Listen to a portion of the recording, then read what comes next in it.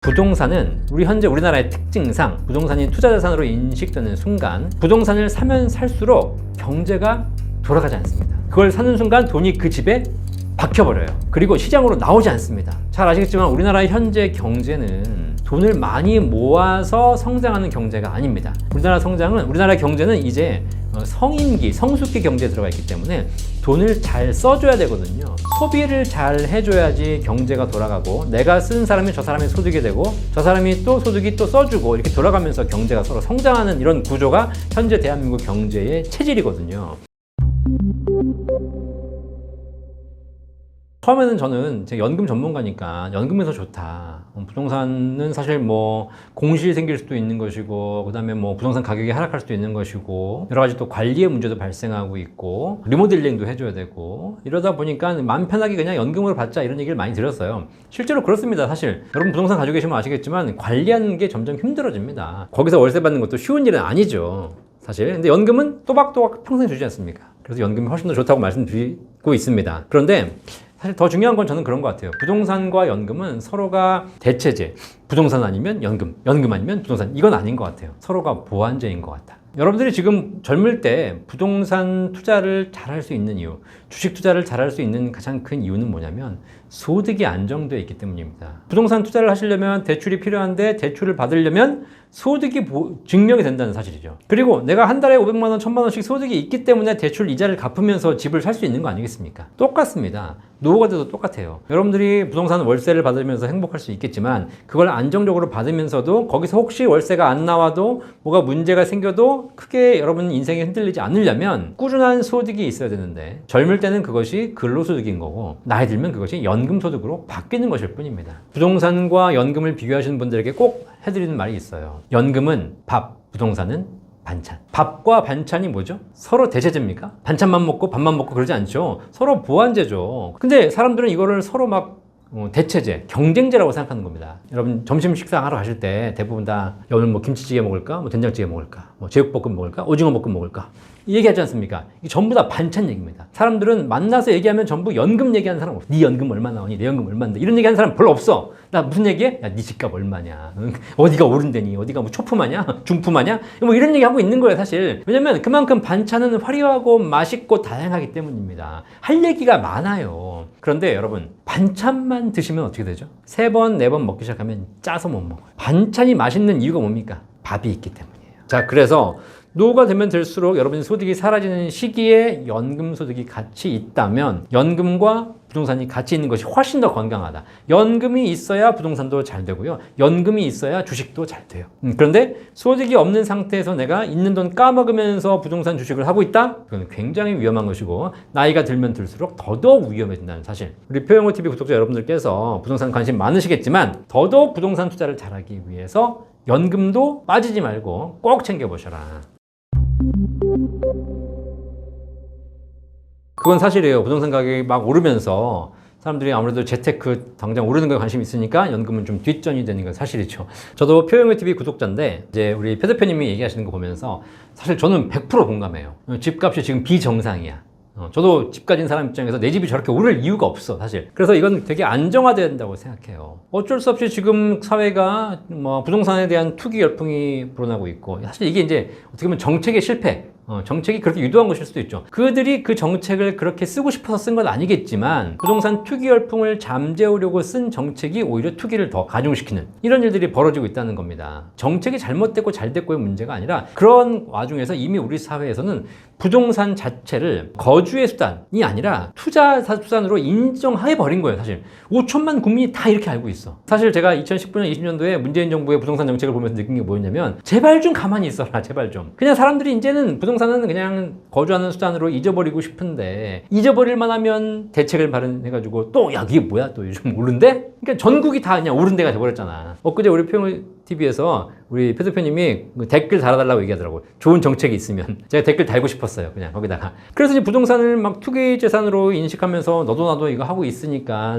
연금에 대한 관심이 줄어들기 때문에, 저도 연금하는 입장에서 오히려 피해자야, 사실. 사람들이 부동산에 대한 관심이 줄어들고 그걸 거주의 목적으로 하게 되면 그것과 별도로 또 다시 연금에 대한 관심을 둘 텐데요. 제가 개인적으로 연금을 준비하는 입장에서 부동산과 연금의 가장 큰 차이점 하나 알려드릴게요. 부동산은 부동산은 현재 우리나라의 특징상 부동산이 투자 자산으로 인식되는 순간 부동산을 사면 살수록 경제가 돌아가지 않습니다. 그걸 사는 순간 돈이 그 집에 박혀버려요. 그리고 시장으로 나오지 않습니다. 잘 아시겠지만 우리나라의 현재 경제는 돈을 많이 모아서 성장하는 경제가 아닙니다. 우리나라 경제는 이제 성인기, 성숙기 경제에 들어가 있기 때문에 돈을 잘 써줘야 되거든요. 소비를 잘 해줘야지 경제가 돌아가고, 내가 쓴 사람이 저 사람의 소득이 되고, 저 사람이 또 소득이 또 써주고, 이렇게 돌아가면서 경제가 서로 성장하는 이런 구조가 현재 대한민국 경제의 체질이거든요. 그러면 돈을 잘 써줘야 경제가 안정화되고 돌아가는데, 너무 부동산 하면서 집값 오른다고 거기다 다 몰빵을 하다 보니까 오히려 경제가 굳어가는 거예요. 그래서 이런 건 바람직하지 않다. 그런데 그 대체제로서 만약에 연금을 우리가 준비한다면 사람들이 연금을 많이 가입하면 가입할수록 결국은 나중에 써야 돼요. 자, 이렇게 쓰면 쓸수록 소비가 늘어나고 그렇게 되면 경제가 더 활성화되는 이런 구조가 돼요. 그래서 부동산 자체는 묶이는 자산이고요.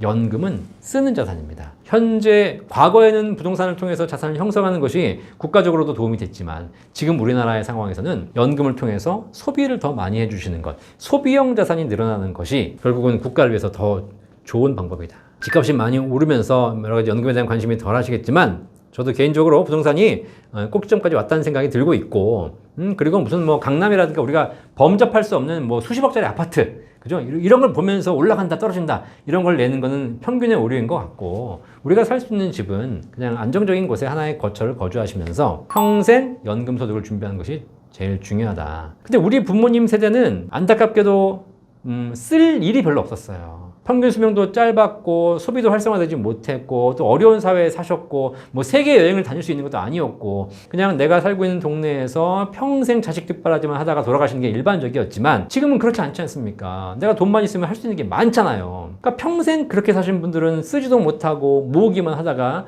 결국은 돌아가시는 건데 잘 쓰고 가는 연습 준비를 하셔야 될 필요가 있다. 그것이 바로 연금이다. 지금 집값 올라가는 것에 너무 연연하지 마시고 집값이 올라가더라도 연금을 가진 사람은 행복합니다. 연금이 준비되어 있지 않다면 남들 집값 올라가는 게 부러워 보입니다. 그런데 내가 죽을 때까지 평생 안정적인 소득이 보장되어 있잖아요? 그러면 남들 집값 올라가는 거 부럽지 않아요. 노후에는 비싼 집에 사는 사람이 행복한 것이 아니라 지갑에 캐시가 많은 사람이 행복해요. 캐시가.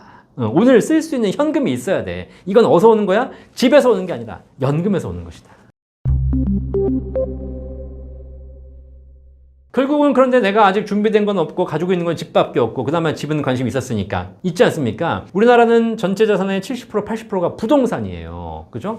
선진국들은 부동산 비중이 30-40%밖에 안 돼요. 나머지는 다 금융자산입니다. 우리나라는 이렇게 해왔어. 특히 대한민국처럼 부동산에 대해서 거의 신격화되어 있는 이런 나라에서는 집 팔아서 뭐 해라? 아무도 안 해. 그러니까 그런 얘기를 하는 사람들은 그냥 이론적으로만 하고 있는 거죠. 그러면 내가 집이 있는데 이거를 놔두면서 평생 캐시플로우, 연금 만들어낼 수 있는 방법이 뭐가 있을까를 국가가 고민하다가 만들어낸 제도가 바로 부동산 담보로 연금을 받는 주택연금 제도예요. 이게 2005년부터 시행이 됐고요. 이미 벌써 20년 가까이 된 제도인데 집을 담보로 연금을 받는 제도. 또 뭐가 있냐면 농지연금도 있어요. 농지연금은 땅을 담보로 연금을 받는 겁니다. 자, 그런데 이 주택연금, 농지연금 둘 다 조건이 있어요. 그럼 내가 저기 시골에 노는 땅이 있는데 이 땅 그래도 뭐 가격이 한 몇 억 나간다니까 이걸 담보로 연금 받을까? 안 됩니다. 내가 집이 있는데 내가 지금 사실 살기는 지금 뭐 서울에 살고 있는데 경기도에 무슨 뭐 지금 월세 주고 있는 전세 주고 있는 집이 있다. 그 집 담보로 연금 받을까? 안 돼요. 농지연금과 주택연금은 계산해 보시면 아시겠지만 내가 담보라는 가치 대비에 더 많은 연금 받습니다. 이 제도 내에 이걸 개인이 하는 것이 아니라 국가가 운영하는 공공제도입니다. 그래서 주택연금은 주택금융공사에 가서 가입하시는 거예요. 자, 그러다 보니까 국가가 지원해주는 사회복지제도가 포함되어 있어요. 그게 되게 좋은 제도예요. 그러다 보니까 아무한테나 해드리는 게 아닙니다. 일단 주택연금은 이 집에 살고 계셔야 돼요. 내가 거주의 목적으로 사는 집을 가지고 연금 받는 것이지 내가 투자라든가 무슨 뭐 투기 목적으로 갖고 있는 집은 안 됩니다. 농지연금도 마찬가지입니다. 내가 영농 경력이 5년 이상 되셔야지 그 땅으로 받을 수 있는 것이지 땅 가지고 무슨 뭐가 있는지도 모르면서 투기하는 사람들은 안 된다는 사실이에요. 주택연금은 내가 살고 있는 집이어야 하고요. 내가 보유한 주택의 공시가격의 총 합계액이 12억 원 이내여야만 가능합니다. 다주택자 가능합니다. 내가 공시가격 1억짜리 집을 10채를 갖고 있어도 가입이 가능합니다. 10억이 안 되기 때문에 그죠? 대신에 그 집 중에서 내가 사는 집으로 가입할 수 있습니다. 근데 집이 두 채밖에 없지만 합쳐서 공시가격 합계액이 12억 원이 넘어가게 되면 안 됩니다. 언제 가입하냐, 얼마짜리 집으로 가입하냐에 따라 달라집니다. 70세에 가장 많이 가입하시거든요. 왜냐면 내가 이 집에 살면서 평생 받는 거기 때문에 자꾸 젊은 사람들은 이사를 다니지 않습니까? 뭐 집도 팔고 사고 하잖아요. 그러면 그렇다고 해서 주택연금이 안 나오는 건 아니지만 되게 불편한 게 많아요. 주거가 안정된 상태에서 내가 이 집에서 평생 살 거야 라고 하시는 분들이 가입하시는 게 제일 좋습니다. 70대 초반에 가입하시는 분들이 집값 1억당, 여기서 1억이란 공시가격 1억이 아닙니다. 가입은 공시가격 기준으로 봅니다만 지급은 시세 기준으로 합니다. 시세. KB 시세. 한국부동산원 시세. 그러니까 거의 실거래가가 준하는 가격이라고 보시면 됩니다. 그 시세 기준으로 집값 1억당 70대 초반에 가입하시면 월 30만 원. 자, 그럼 내 집값이 5억이야. 그러면 150만 원 연금액을 평생 받을 수 있습니다. 이거 집담보로 대출 받는 거거든요. 근데 대출 받지만 이걸 고정적으로 평생 돌아가시는 그날까지 받는 겁니다. 자, 그럼 내가 집값이 5억인데 연금 150만 원밖에 못 받아라고 생각하시는 분들 계신데 그렇지 않아요. 이 집에서 내가 쫓겨나서 밖에 살면서 150만 원 받는 게 아닙니다. 이 집에 살면서 주거 비용을 세이브하면서 150만 원 또 받는 거예요. 1억당 30만 원. 이것만 기억하시면 됩니다. 가입했는데 집값이 오르는 경우가 있어요. 가입했는데 집값이 떨어지는 경우가 있습니다. 자, 그런데 주택연금은 가입 시점에 주택 가격으로 산출된 금액을 평생 지급합니다. 자, 그러면 난 집값이 올랐는데 내가 좀 이따 가입하면 더 많이 받을 걸, 이런 후회를 하시는 분들 계실 거 아닙니까? 근데 여러분 여기 하나 알고 계실 게 있어요. 주택연금은 뭐냐면 내 집을 깎아먹는 겁니다. 내 집을 담보로 대출을 받아서 그걸 평생 받는 거거든요. 물론 대출 이자는 여러분이 생전에 부담하시는 게 아니에요. 나중에 돌아가시고 나면 이제 그 집을 가지고 다 이제 상계 처리를 합니다. 자녀에게 가는 겁니다. 그럼 내가 5억짜리 집으로 주택연금을 가입했는데 집값이 10억이 됐어요. 그러면 뭐가 좋으냐면 여러분들이 더 연금액이 늘어나지는 않지만 결국은 차액이 많잖아요. 그럼 나중에 돌아가시고 난 이후에 이걸 국가가 가져가는 것이 아니라 자녀에게 물어봅니다. 어머니 아버지가 주택연금 받아가시고 돌아가셨는데 이 집을 네가 상속 받을래 안 받을래? 이걸 자녀가 선택할 수 있습니다. 집값은 10억인데 아버지가 받아가신 금액이 5억밖에 안 돼. 그러면 5억이 남잖아요. 그럼 자녀가 당연히 받아야죠. 받아서 지가 집 팔아가지고 5억 갚고 5억 챙기면 되는 거예요. 그냥. 자, 그런데 보니까 집값이 떨어졌어. 혹은 아버지 어머니가 너무 오래 살아가지고 연금을 많이 받아가신 거야. 집값은 5억인데 아버지 어머니 받아가신 돈하고 이자까지 포함하니까 한 7억이 돼. 그러면 내가 그 집을 받는 순간 나는 2억을 더 국가에 토해내야 되지 않습니까? 그럼 어떻게 해요? 안 받으면 돼요. 안 받으면 차액 2억은 국가가 알아서 책임집니다. 집에 담보대출이 있어도 주택연금 가입할 수 있습니다. 그런데 담보대출이 있는 집은 가입하지 마세요. 내가 집값이 예를 들면 3억입니다.